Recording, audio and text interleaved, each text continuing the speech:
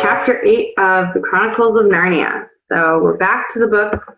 And before we actually read chapter 8, I just have a few words to show you. This time, not a lot of pictures, honestly, for these words that you might need a little review on or preview on before we read this chapter. So chapter 8 has a few words in it. One of them is a stratagem, and it's basically the same word as strategy that we would use, but just the British kind of version or just a different form of the word. So it just means a plan.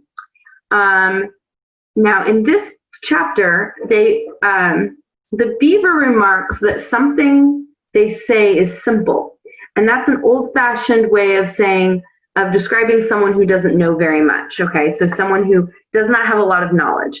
And so when he calls it a simple idea, it doesn't mean like we say simple and it means easy, but in this case it meant not very intelligent idea, so a very pretty basic idea. Okay, they talk about a jinn, and that is another word for genie. And then they talk about Lilith. It's a mythological person, a woman, and they do talk about it, and they say it's Adam's first wife. And it doesn't mean that there was actually a Lilith. This is a mythological character. So it's not someone who's a real person that's like historical. It's just like a story that's not a real story. Okay, so those are some words you're going to see, or you're going to not see, but you're going to hear in this section. All right, here we go. Chapter 8. What happened after dinner? And now, said Lucy, do please tell us what's happened to Mr. Tumnus. Ah, that's bad, said Mr. Beaver, shaking his head. It's a very bad business. There's no doubt he was taken off by the police. I got that from a bird who saw it done. But where's he been taken to? Asked Lucy. Well, they were headed northward when they were last seen, and we know what that means. No, we don't, said Susan. Mr. Beaver shook his head in a very gloomy fashion. I'm afraid it means they were taking him to her house, he said. Her meaning the White Witch. But what will they do to him, Mr. Beaver? Gasped Lucy. Well, said Mr. Beaver, you can't exactly say for sure, but there's not many taken in there that ever comes out again. Statues, all full of statues, they say it is. The courtyard and up the stairs and in the hall. People she's turned, he paused and shuddered, into stone. But Mr. Beaver, said Lucy, can't we? We must do something to save him. It's too dreadful. It's all on my account. I don't doubt you'd save him if you could, dearie, said Mrs. Beaver, but you've no chance at getting into the house against her will, and ever coming out of it alive. Couldn't we have some stratagem? Said Peter. I mean, couldn't we dress up as something, or pretend to be a peddlers, or anything, or watch till she was gone out, or hang it all, there must be some way. This fawn saved my sister at his own risk, Mr. Beaver. We can't just leave him to be and have that done to him. It's no good, son of Adam, said Mr. Beaver. No good you're trying, of all people. But now that Aslan is on the move. Oh, yes, tell us about Aslan, said several voices at once. For once again, that strange feeling, like the first signs of spring, like good news, had come over them. Who's Aslan? Asked Susan. Aslan? Said Mr. Beaver. Why, don't you know? He's the king. He's the lord of the whole wood. But he's not often here, you understand. Never in my time, or my father's time. But word has reached us that he has come back. He is in Narnia at this moment. And he'll settle the White Queen all right. It is he, not you, that will save Mr. Tumnus. She won't turn him into stone too, said Edmund. Lord love you, son of Adam, what a simple thing to say. Answered Mr. Beaver with a great laugh. Turn him into stone? If she can stand on her 2 feet and look him in the face, it'll be the most she can do. and more than I expect of her. No, no, he'll put all to rights, as it says in an old rhyme in these parts. Here's the rhyme. Wrong will be right when Aslan comes in sight. At the sound of his roar, sorrows will be no more. When he bares his teeth, winter meets its death. And when he shakes his mane, we shall have spring again. You'll understand when you see him. But shall we see him? Said Susan. Why, daughter of Eve, that's just what I brought you here for. I'm to lead you to where you shall meet him, said Mr. Beaver. Is he a man? Asked Lucy. Aslan a man? Said Mr. Beaver sternly. Certainly not. I tell you, he is the great king of the wood, and the son of the great emperor beyond the sea. Don't you know who's the king of beasts? Aslan is a lion, the great lion. Ooh, said Susan, I thought he was a man. Is he quite safe? I shall feel rather nervous about meeting a lion. That you will, dearie, and make no mistake, said Mrs. Beaver. But if there's anyone who can appear before Aslan without their knees knocking, they're either braver than most or else just silly. Then he isn't safe? Said Lucy. Safe, said Mr. Beaver. Don't you hear what Mrs. Beaver tells you? Who said anything about safe? Of course he isn't safe, but he's good. He's the king, I tell you. Now, that description is one of the most important parts to help you understand that Aslan is a picture of Jesus.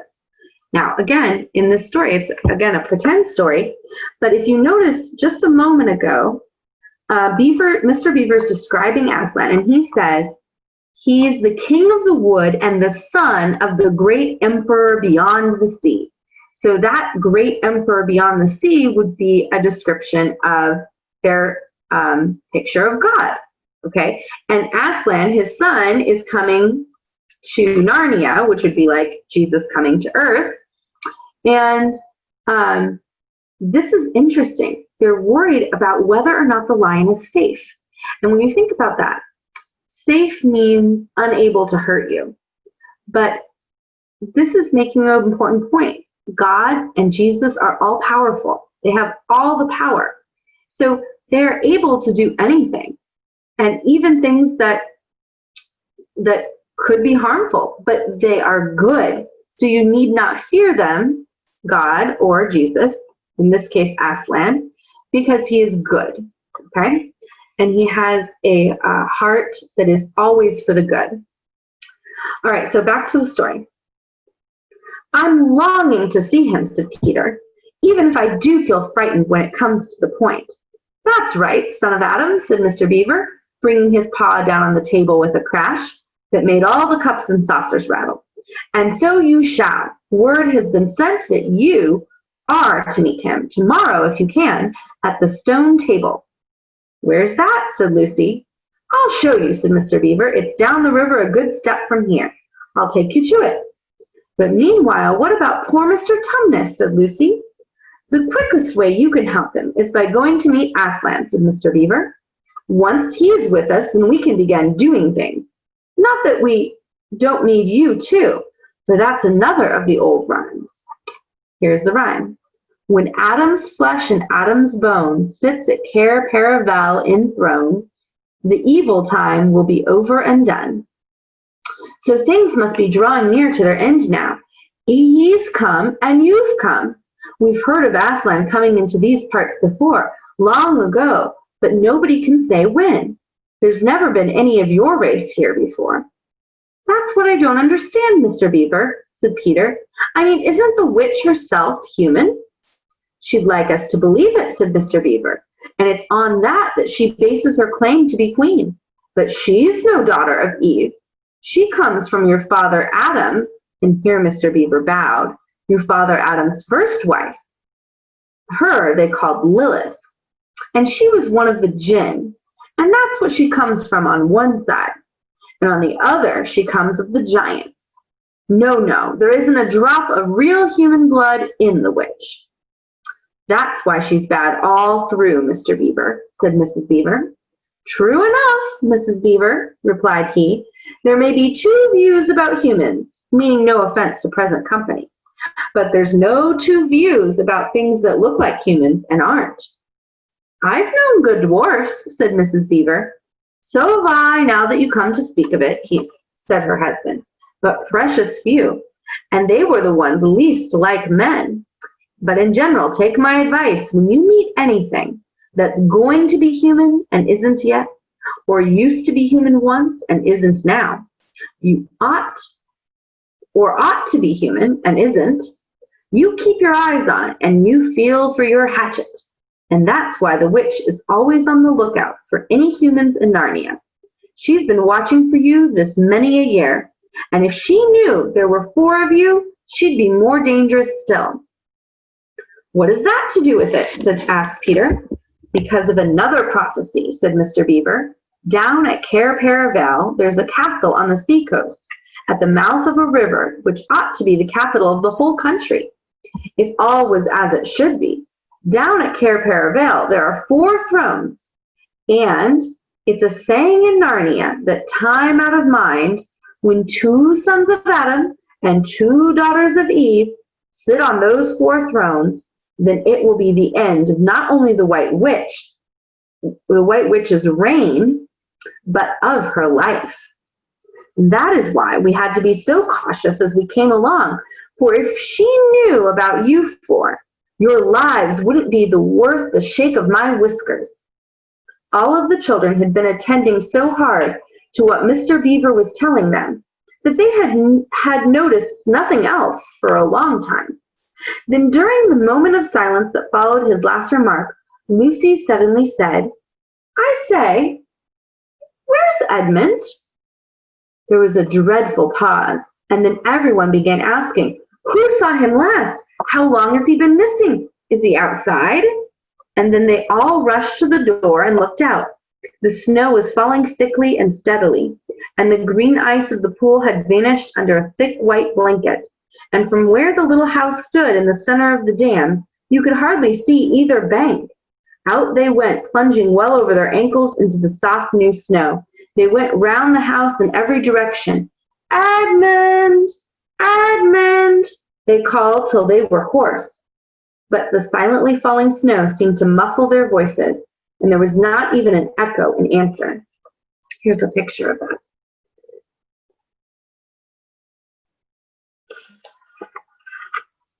How perfectly dreadful, said Susan, as they at last came back in despair. Oh, how I wish we'd never come. What on earth are we to do, Mr. Beaver? Said Peter. Do, said Mr. Beaver, who was already putting on his snow boots. Do? We must be off at once. We haven't a moment to spare. We'd better divide into 4 search parties, said Peter, and all go in different directions. Whoever finds him must come back here at once and... Search parties? Son of Adam, said Mr. Beaver, whatever for? There's no point in looking for him, said Mr. Beaver. What do you mean, said Susan. He can't be far away yet, and we've got to find him. What do you mean when you say there's no use looking for him? The reason there's no use looking, said Mr. Beaver, is that we already know where he's gone. Everyone stared in amazement. Don't you understand, said Mr. Beaver. He's gone to her, to the White Witch. He's betrayed us all. Oh, surely. Oh, really? Asked Susan. He can't have done that. Can't he? Said Mr. Beaver, looking very hard at the 3 children. And everything they wanted to say died on their lips, for each felt suddenly quite certain inside that this is exactly what Edmund had done. But will he know the way? Said Peter. Has he been in this country before? Asked Mr. Beaver. Has he ever been in here alone? Yes, said Lucy, almost in a whisper. I'm afraid he has. And did he tell you what he'd done or who he'd met? Well, no, he didn't, said Lucy. Then mark my words, said Mr. Beaver. He's already met the White Witch and joined her side, and been told where she lives. I didn't like to mention it before, he being your brother and all, but the moment I set eyes on that brother of yours, I said to myself, treacherous. He had the look of one who has eaten with the witch, been with her and eaten her food. You can always tell them if you've lived long in Narnia. There's something about their eyes. All the same, said Peter, in a rather choking sort of voice, we'll still have to go look for him. He is our brother after all, even if he is rather a little beast. And he's only a kid. Go to the witch's house, said Mrs. Beaver. Don't you see that the only chance of saving either him or yourselves is to keep away from her? How do you mean? Said Lucy. Why, all she wants is to get all four of you. She's thinking all the time of those 4 thrones at Cair Paravel. Once you were all 4 inside her house, her job would be done. There'd be 4 new statues in her collection before you had time to speak. But she'll keep him alive as long as he's the only one she's got, because she'll want to use him as a decoy, as bait to catch the rest of you. As the bait to catch the rest of you with. Oh, can no one help us? Wailed Lucy. Only Aslan, said Mr. Beaver. We must go on and meet him. That's our only chance now. It seems to me, my dear, said Mrs. Beaver, that it is very important to know just when he slipped away. How much can he tell her depends on how much he heard. For instance, had we started talking of Aslan before he left? If not, then we may do very well, for she won't know that Aslan has come to Narnia, or that we are meeting him, and will be quite off her guard as far as that is concerned. I don't remember him being there when we were talking about Aslan, began Peter, but Lucy interrupted him. Oh, yes, he was, she said miserably. Don't you remember? It was he who asked whether the witch could turn Aslan to stone, too. He did, by Jove, said Peter. Just the sort of thing he would say, too. Worse and worse, said Mr. Beaver. And the next thing is this. When he was still here, when I told you that the place for meeting Aslan was the stone table, and of course no one knew the answer to this question, because if he was, continued Mr. Beaver, then she'll simply sledge down in that direction, which is like riding a sled, and get between us and the stone table, and catch us on our way down. In fact, we shall be cut off from Aslan. But that isn't what she'll do first, said Mrs. Beaver. Not if I know her. The moment that Edmund tells her we're here, she'll set out to catch us this very night. And if he has been gone about half an hour, she'll be here in about another 20 minutes. You're right, Mr. Beaver, said her husband. You're right, Mrs. Beaver, said her husband. We must get away from here and not a moment to lose. And that's the end of chapter 8. So getting a little dramatic here and a little bit more information about Aslan. All right, see you for chapter 9.